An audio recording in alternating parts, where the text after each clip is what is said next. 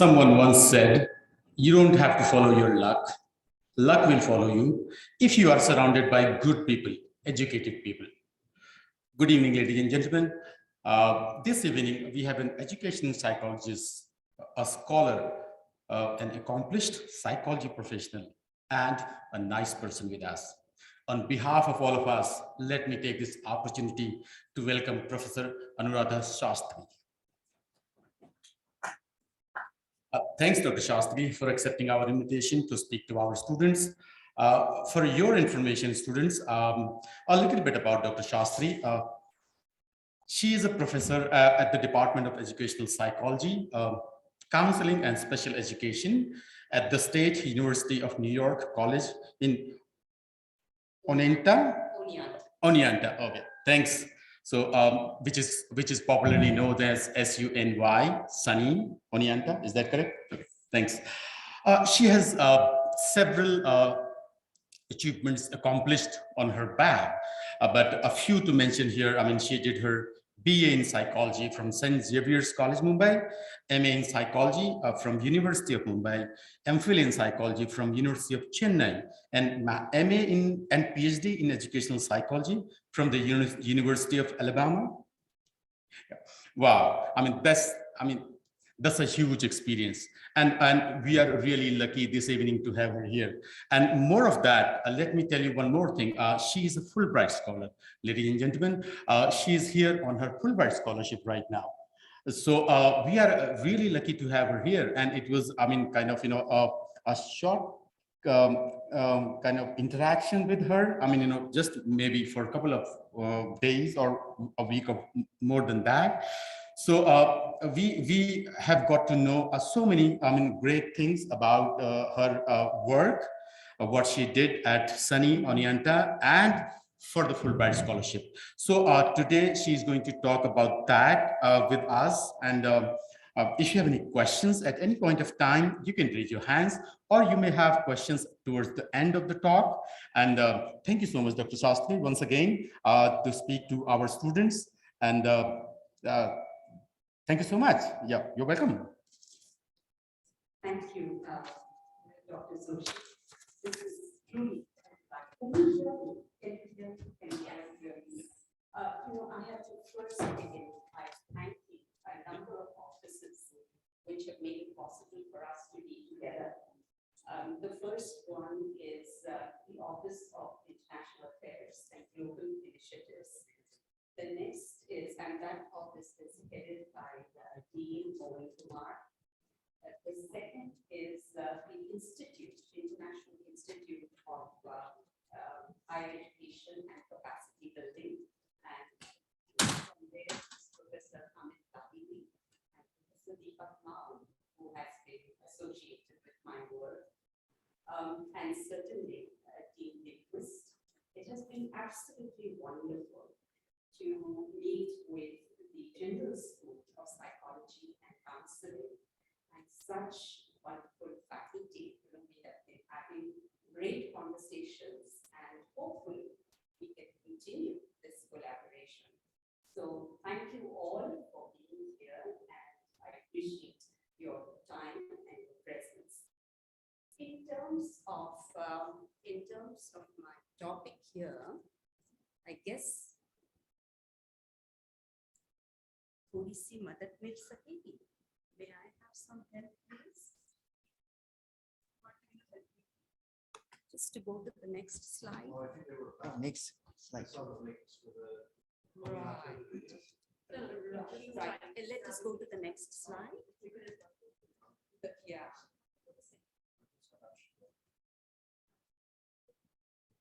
May I just go to the yeah.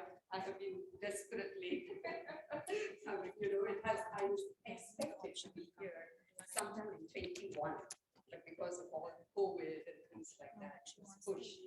Finally, I'm here, and it has been absolutely wonderful.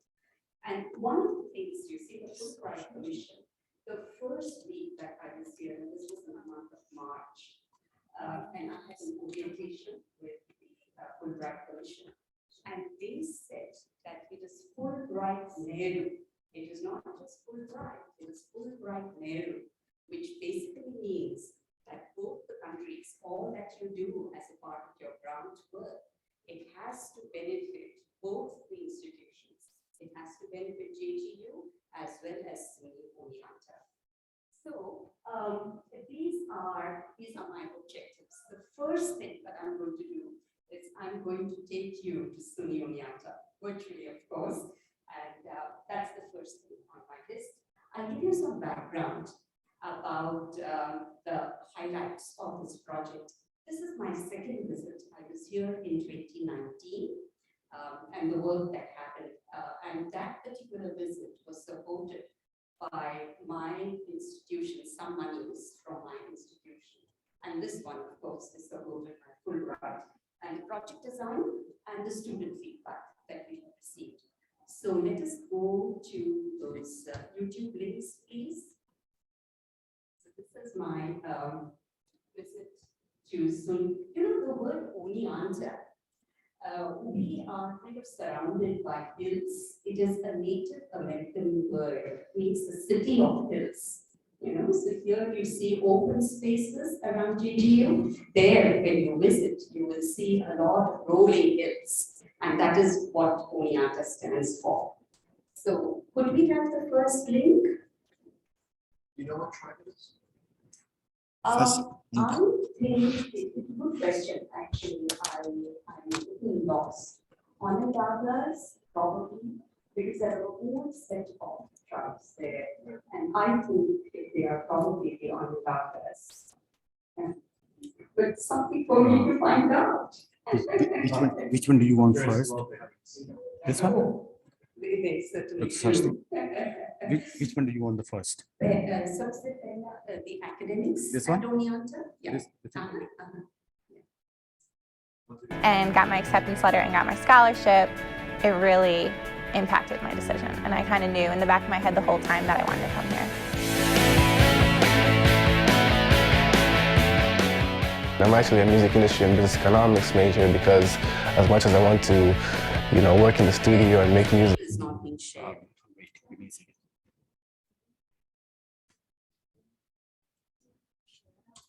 While they're doing that, let me know something about screen share.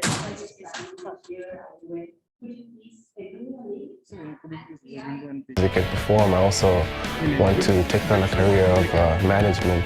In high school, I did a student teaching with my Latin class, and I loved it. Like, I taught a second grade elementary school, and I felt like I could do this for the rest of my life. So I chose education, and I was always good at math. So that's how those two.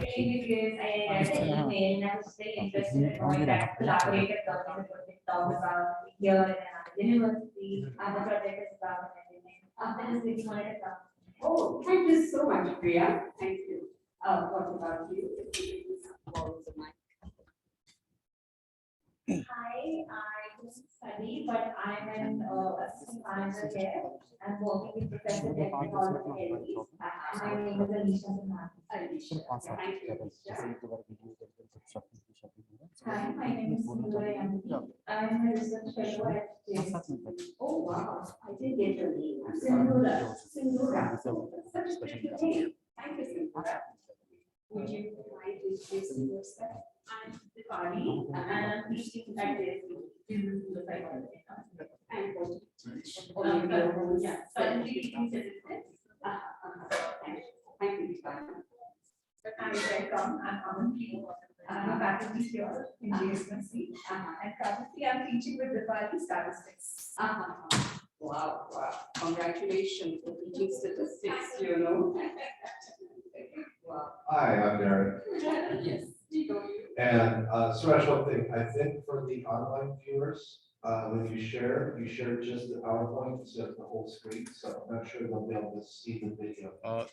This time we have shared the screen. Yeah, Okay, yes, perfect. yeah, that's screen share. I'll be here for some time. All right. Can we see your university? Absolutely, absolutely. Could you just say? I looked at a very large range of colleges when I visited and got my acceptance letter and got my scholarship. It really impacted my decision. And I kind of knew in the back of my head the whole time that I wanted to come here. I'm actually a music industry and business economics major because as much as I want to, work in the studio and make music and perform, I also want to take on a career of management. In high school, I did a student teaching with my Latin class, and I loved it. Like, I taught a second grade elementary school, and I felt like I could do this for the rest of my life. So I chose education, and I was always good at math. So that's how those two clicked. I did research with Dr. Bachman, and we basically do research on the role of heat shock transcription factors on mouse cells. And then I was able to go and present at the cell biology, it's like the big cell bio conference.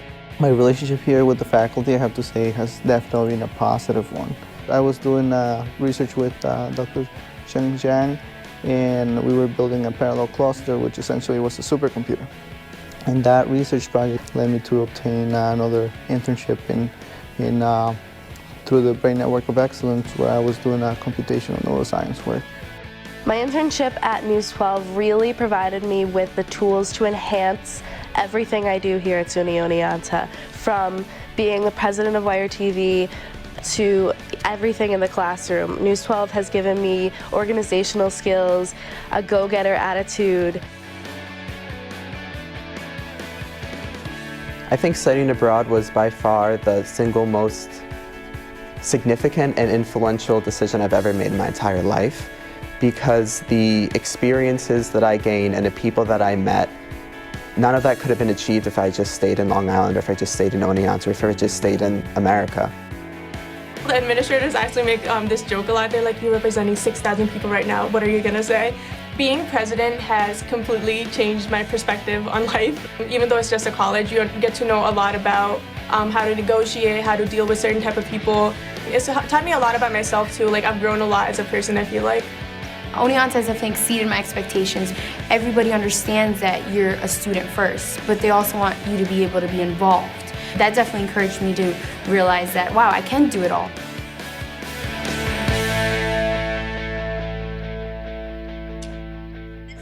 This was part of the academics, and now I have just a 4-minute virtual tour of the campus, just so that you get an idea.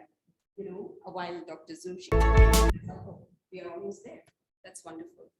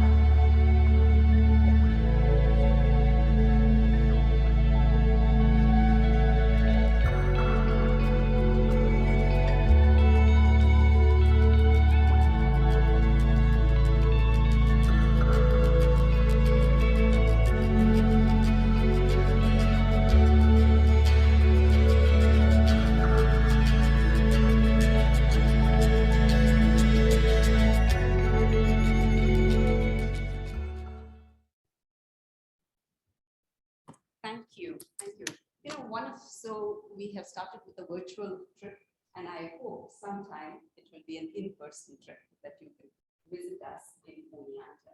You know, one of the things that I wanted to say is that when, as a part of this project, when Professor Deepak Mahan's students built that, they made a little video of JGU. And my students there at SUNY, they were so impressed, you know, and they said, wow, JGU is a place where we would like to be. So that's just a little story I wanted to share. So let's go to the next slide, please.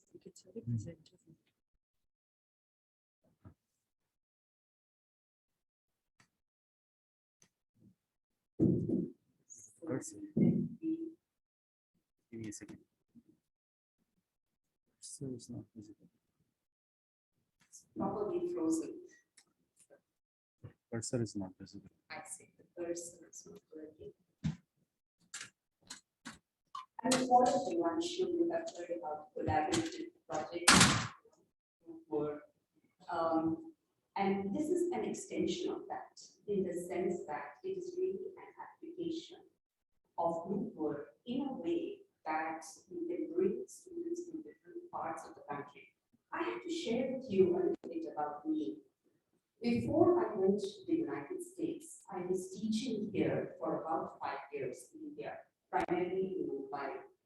And then when I went to the United States, completed my PhD and started working, I really started missing students in India. And so when I used to be invited for talks over here, so I would visit India. And when I would talk with students in India, I would start missing students at SUNY in New York. And I kept thinking, you know, it would be really cool if I could bring together students of both the places that I love, students at JGU as well as students at Oneonta. And this particular instructional strategy, which is collaborative, online, international learning, helps us to expand our classroom. That is essentially the idea. So when I came here in 2019, I was introduced to Professor Deepak Mahan. He is from the International Institute of Higher Education and Capacity Building. And then we started brainstorming and talking. Can we bring together one of our courses and develop something at a very, very simple level? You know, we wanted to start simple and see how we can move on. So we told our classes that part of the semester, our class is going to expand. And we are going to include students from JGU. You will be able to see them, they will be able to see you. So they were pretty excited about it. And let's move to the next slide.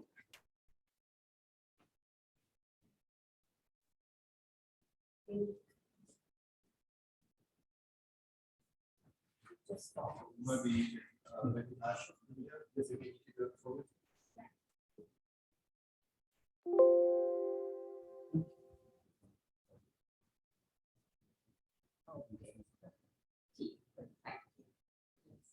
Perfect.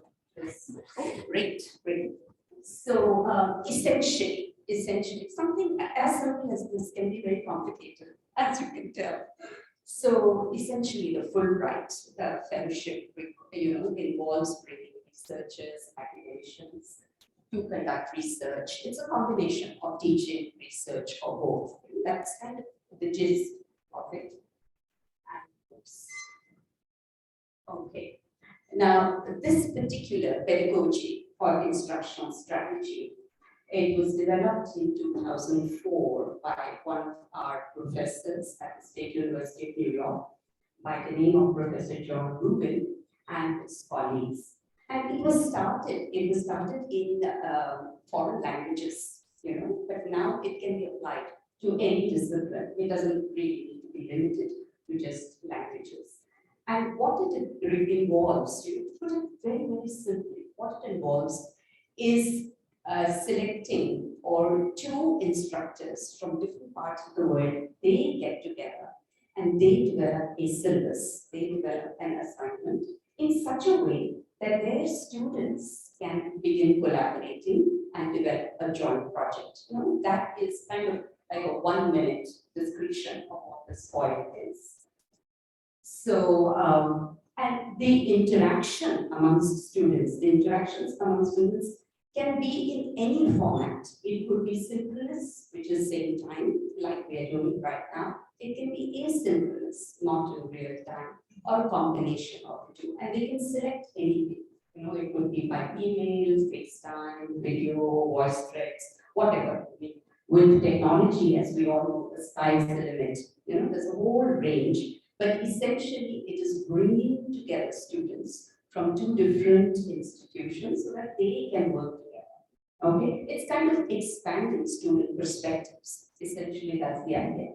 In case any one of you have any questions, please, please, please don't hesitate to raise your hand. So this is what I told you in 2019. I visited IRHE, and that's where I met Professor Mao. And you know, we have been interacting, lots of phone calls, lots of online meetings, and then we developed something like this. And we wanted to develop something within the constructivist framework.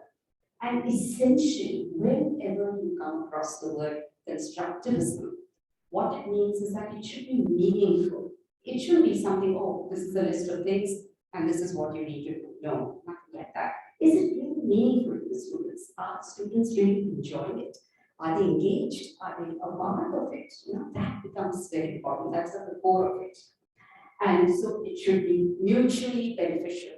Very, very important, right from the start. It should be beneficial to students at JGU. It should be beneficial to students at SUNY, as well as it should be sustainable. It is not a one-time thing, you know, that we've done it, forgotten about it. No, it is something that should continue. And it is easy to apply. It is not something, oh my God, it's so overwhelming. Is it really going to happen? What is it that we are going to do? None of those things. You know, that the logistics are set, the pathways established. We just need to follow it and see how it can be made more interesting. So that's the idea. So sustainable, that it should be able to be continued. Okay, so we developed a task-based experiential learning project designed to facilitate intercultural understanding and digital literacy skills. So something, you know, when we talk about an experiential framework, it means that students should be given an opportunity to experience that, and so that they become a part of it, you know, engaged, and they are able to be, it's a meaningful experience for them. And they have not just done it just to complete an assignment in class. Yeah. So we are hoping that it starts with the COIL project and then moves on to a study abroad program, and actually, you know, results in student mobility from here to there and there to here.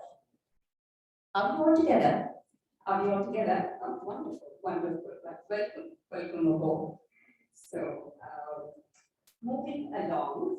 Now, one of the things that I'd like to do is I want to give you a couple of minutes, and you can just talk with your partner next to you, and yeah, probably you may have to move here. You know, I want you to discuss what are some of the things you just love about group projects, and what are some of the things that you don't like about group projects, you know, things that you really hate about group projects. So let's take a couple of minutes and just discuss amongst yourselves. Okay.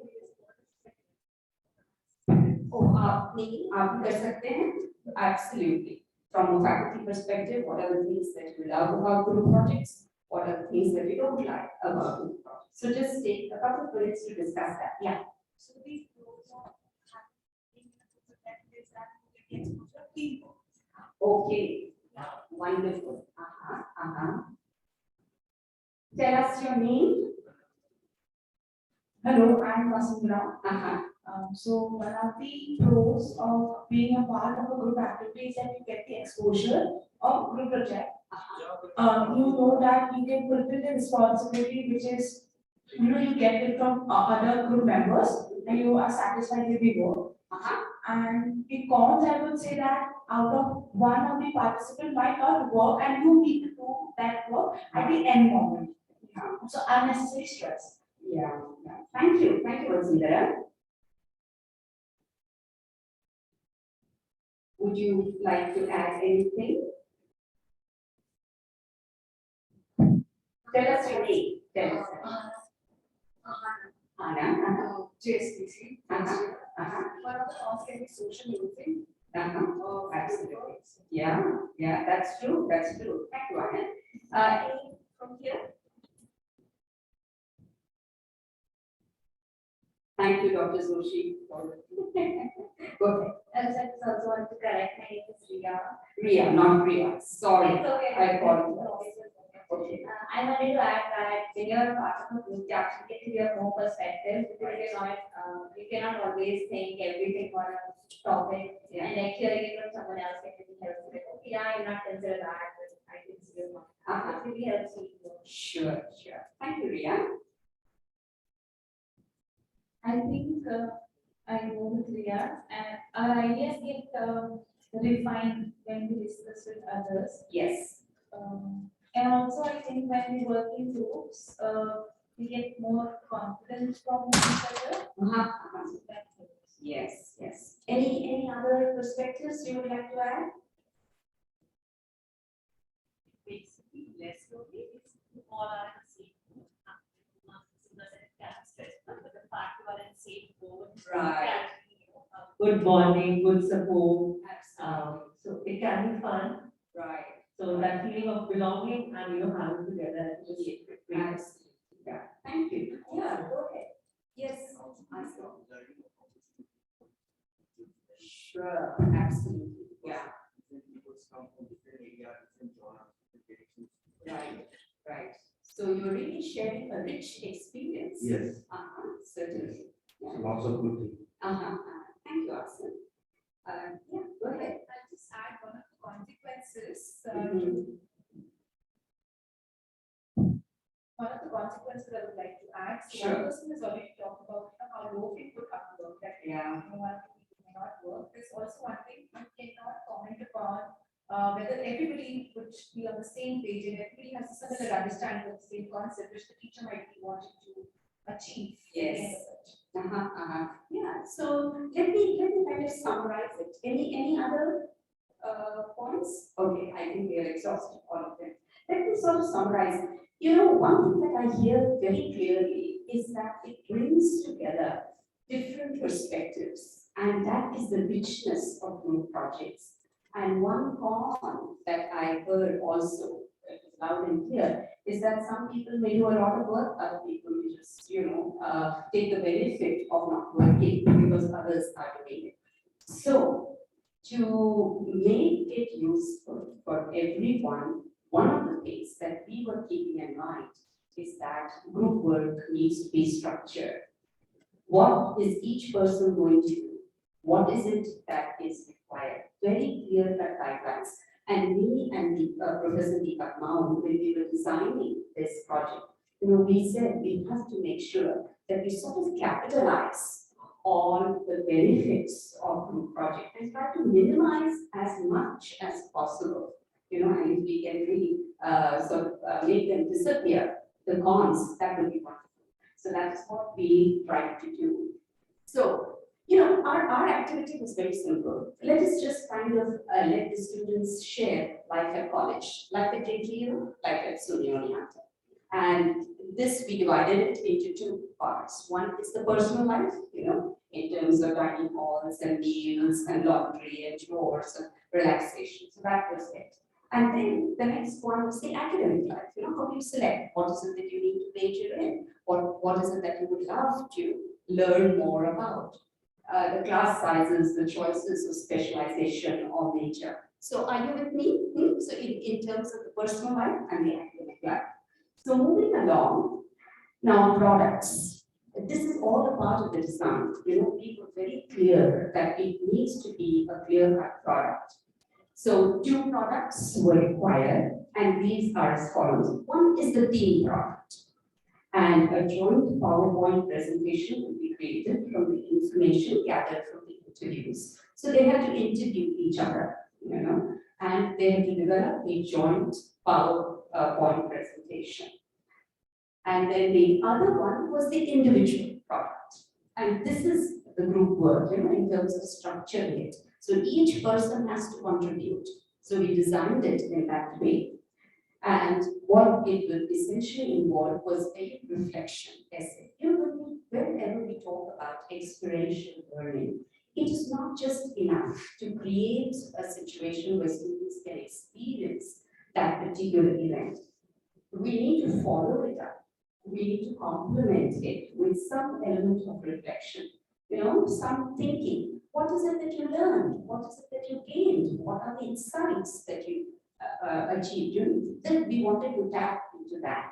So what did I learn interculturally about the lives of my peers at other campuses, the assumptions or stereotypes I had about other culture, and the differences and the similarities in cultures, and then academically. So as you can see, we clearly laid out, you know, this is what is going to be done.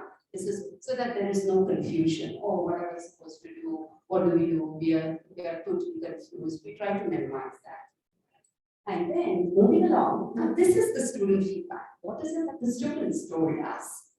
So the first is students seem much more like me than I thought they were going to. Also seeing Sodexo in their dining hall the school.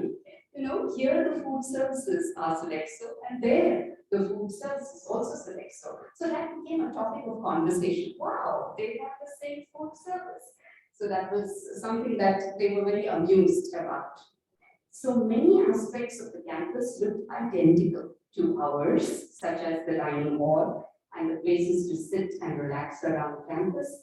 The weather also looked beautiful. I was unaware that palm trees, you know, again, something so simple. For them, it was insightful, as we can see. So moving along, I learned more than what I was expecting to, given that we were meeting for the first time.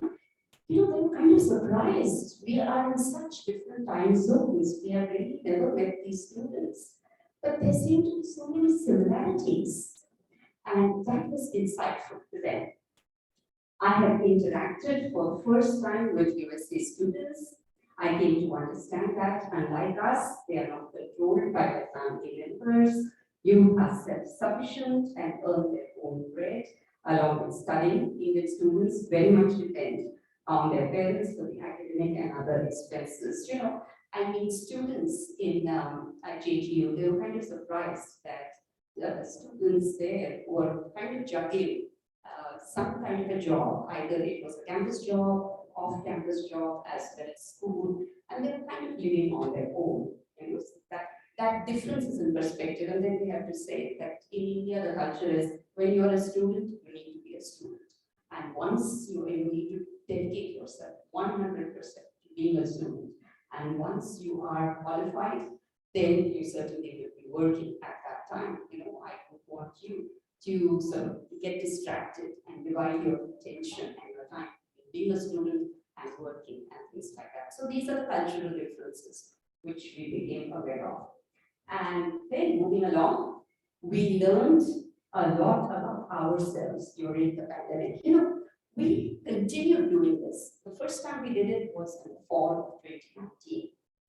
And then we were also doing it during the spring of 2020, when there was this kind of sudden abrupt shift, you know, everyone was sent home. Professor Mount said, you know, our students are sent home, and I told them, oh, our students are also sent home. As it is, we are doing this project online, so let us continue, you know, let us see what can be, what students have gained.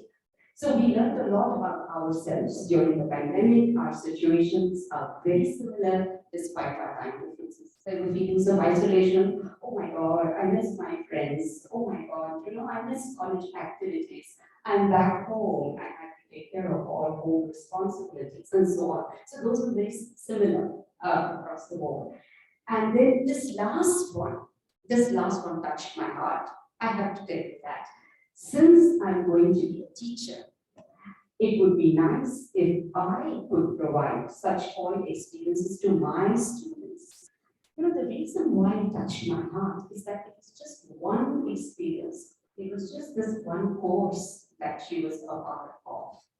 And because of this course and because of the experiences that she had, she said, whenever I become a teacher 4 years down the road, and she was a freshman, first year student, she said, I would like to use this for my future students. So I thought that that was kind of transformative, that she was convinced about the power of COIL. Okay, and I think that's about it. Yeah, so I welcome any questions that you may have. I don't know how we are on time. I just wanted to be sure that I don't overshoot. How are we on time? Sorry. Yeah, so we're just through those courses. Okay. So we are in good time. So questions, yeah. Any questions for me? Yes, yeah. Thank you for sharing all this wonderful things with us. I was also curious to know if you want to share a little bit more about what course was designed for students like very recently and what exactly it involved. Because it was very informative for everybody. So I'm just wondering what are the topics they usually hear. Right. This is like, for instance, the course that I selected was basically improving college study skills. So it's a very, very basic course, and generally first year students take that course. And Professor Mount selected a course on communication skills. So this is very interdisciplinary. Regardless of the course that you are in, you can design a COIL experience because it is just one task kind of thing. Does that answer your question? Yeah, it does. Oh, good. And I like that because I think when the courses are so basic and like because everybody can relate to it, that's how more collaboration can also happen between the students. That's how I also become friends with students from another university. Oh, good. Thank you. Thank you for answering. Oh, and I appreciate asking the question. Does they know how the activities were structured? Were there a specific set of activities where they will meet and discuss? Or was it then totally up to peers to figure out how they would go about these? Like they just give an agenda, they have to go about it. So just how they kind of think was structured. Yeah, and over there, this is really a good question because the first semester when we did it, we said, let's have a Zoom meeting. All the students from JGU who are enrolled in the course and all the students from SUNY who are enrolled in the course, let us have a huge Zoom meeting. And they were so excited to see each other and they would say, hi, can you hear me, can you see me? And it was just a meet and greet kind of a thing, We couldn't get any work done because of all the connectivity issues and things like that. And then what we did was that, we said, let us modify this and make it more useful in terms of any interactions. And then we said, you can select however you want to interact. If your group wants to interact using FaceTime, that is fine. If you want to use MS Teams, that is fine. If you want to use Zoom, that is fine. So we gave them the free. And as we know, students are so technologically proficient than us. I'm struggling with my PowerPoint, how does the clicker work? And for all of you, you are natives, so digital natives, as it is said. So we gave that flexibility to our selection team, and say we can move this forward. And that seemed to work very well, So, like for instance, given the time differences, they selected either morning times or late at night, and late at night and late evening best for them. The activities during this session, like were they moderated? It's totally student driven. That's a very, very student centered. So, but we had certain guidelines, essentially we wanted them to interview. So in each of our classes, we said, okay, let us brainstorm and develop a list of questions. So in those two sections, one in terms of personal life, second in terms of academic life. So develop a set of about 5 to 7 open-ended questions that you can. And we told the students when you actually conduct the interview, you would expand upon it. So, can you tell me a little bit more about how many classes you have per day and what is the duration of your class and things like that. So they were open-ended, but within certain guidelines. Certainly, yeah. Thank you. Yes.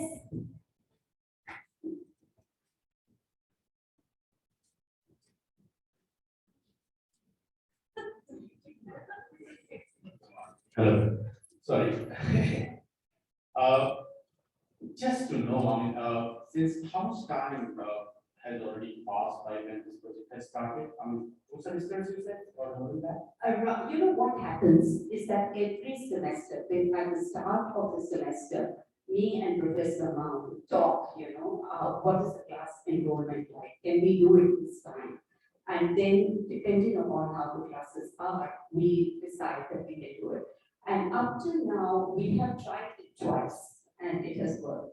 Okay, so my question comes from there, like, so did they get any specific projects other than just informational ones? Because the projects, that we are talking about them now, these are more of information kind of thing. I mean, sharing the culture, talking about themselves, listening about themselves. Yes. So, like for example, there was a project, a school level project, Europe meets India. That's called EU1. So there, I mean, students, they used to work on a common project. They will say selected for something, cultural biases kind of thing in that particular country or something related to that.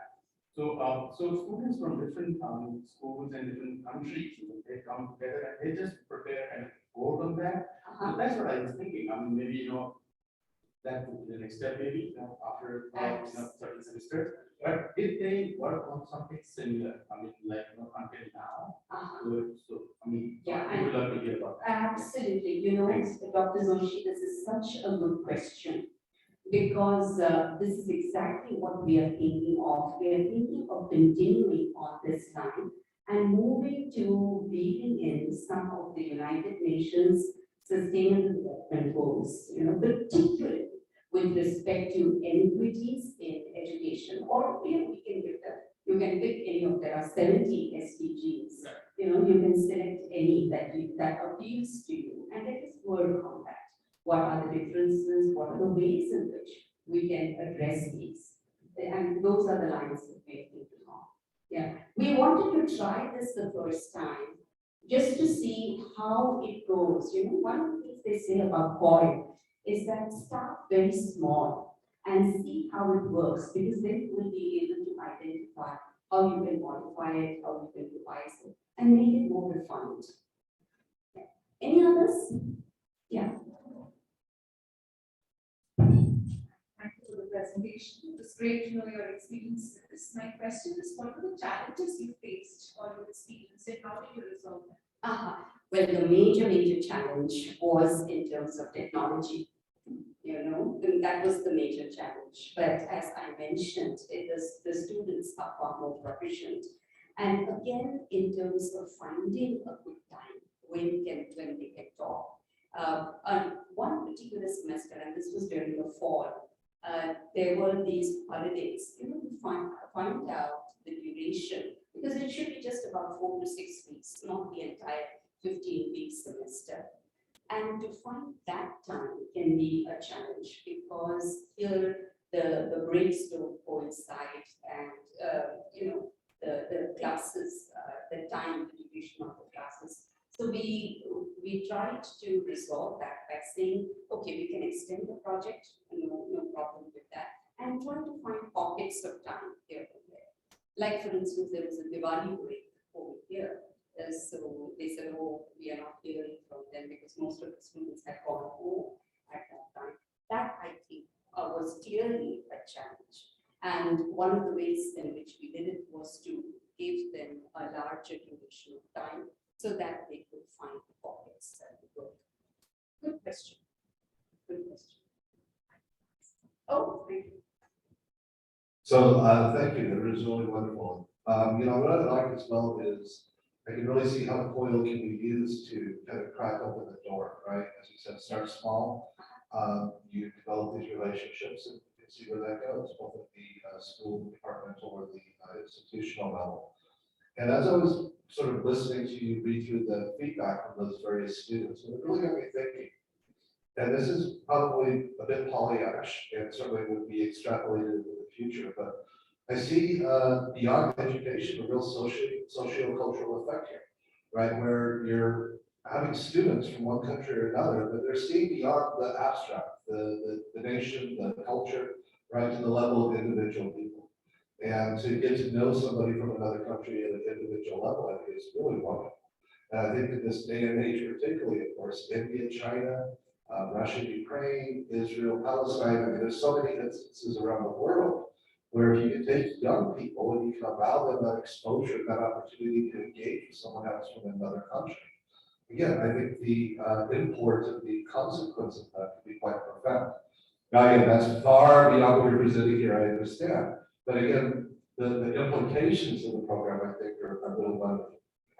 Thank you, Dr. Lindquist, because that is what we are talking about. You know, as we move on, we are really talking of creating citizens of the world, you know, global citizens who are able to interact regardless of cultural differences. And essentially, there are some universal characteristics in terms of respecting each other, or, you know, regardless of the culture that we're talking about, respecting others, respecting their values, being a good listener. These are at the core of it. So you need to have those kinds of soft skills to be able to address the challenges of the world. And hopefully this may help us lead in that direction. Okay. So thank you all for being here. I appreciate your time. Okay. Bye-bye.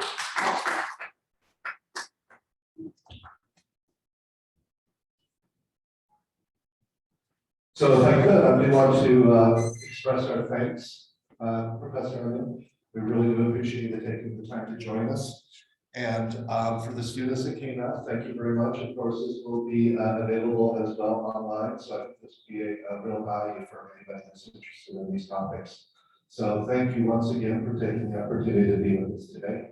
And we do have a few small mementos in appreciation.